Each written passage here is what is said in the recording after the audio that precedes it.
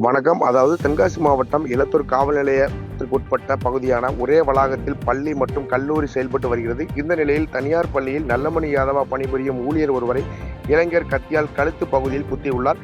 காயமடைந்த பெண் முதற்கட்ட சிகிச்சைக்காக தென்காசி மாவட்ட தலைமை அரசு மருத்துவமனைக்கு கொண்டு செல்லப்பட்ட நிலையில் கூடுதல் சிகிச்சை தேவைப்பட்டதால் திருநெல்வேலி மாவட்ட தலைமை மருத்துவமனைக்கு கொண்டு செல்லப்பட்டுள்ளார். இந்த சம்பவம் குறித்து எலத்தூர் போலீசார் வழக்கு பதிவு செய்து விசாரணை மேற்கொண்டதில் குற்ற சம்பவத்தில் ஈடுபட்டவர் திருநெல்வேலி பாளையங்கோட்டை பகுதியைச் சேர்ந்த சுரேஷ் என்பவரும் இவர் பழக்கடை வேலை பார்த்து வருவது தெரிய வந்துள்ளது. இவருக்கு இப்பகுதியில் பணிபுரிந்த பெண் ஊழியர்களுக்கும் இடையே பழக்கம் ஏற்பட்டு வந்த நிலையில் அப்பெண் ஏற்கனவே கணவர் பிரிந்து வாழ்ந்து வந்த நிலையில் சதீஷ் திருமணம் செய்ய கேட்டதாக கூறப்படுகிறது. அப்போது அந்த பெண் மறுத்த நிலையில் கோபத்தில் பழம் வெட்டுவதற்காக தனது வாகனத்தில் வைத்திருந்த கூர்மையான கத்தியை கொண்டு அப்பெண்ணின் கழுத்து பகுதியில் குத்தியுள்ளார். காயமடைந்த பெண் திருநெல்வேலி மாவட்ட தலைமை மருத்துவமனை சிகிச்சை பெற்று வரும் நிலையில் இளைஞரை போலீசார் கைது செய்து சிறையில் அடைத்துள்ளனர் என்பது குறிப்பிடத்தக்கது.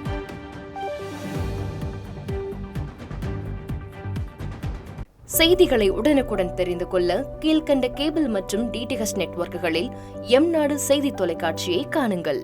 பாதகம் செய்பவரை கண்டால் நாம் பயம் கொள்ளலாகாது பாப்பா.